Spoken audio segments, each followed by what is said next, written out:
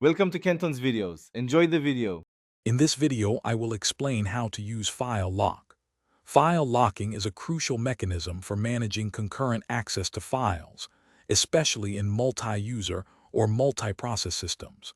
It helps prevent data corruption and ensures that only one process modifies a file at a given time.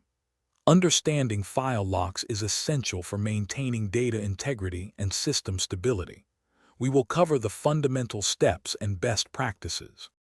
There are primarily two types of file locks: shared and exclusive.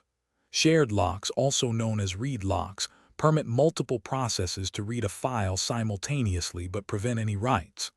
Exclusive locks, or write locks, grant a single process complete control, blocking all other read or write attempts.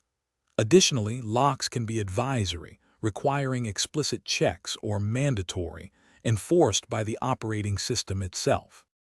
Implementing a file lock involves a few key steps.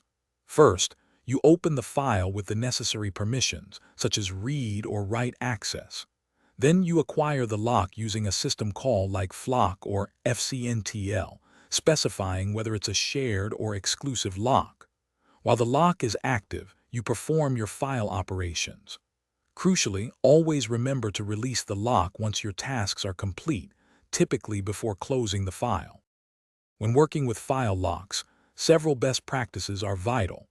Always ensure you release locks as soon as your operations are finished to prevent deadlocks and resource starvation.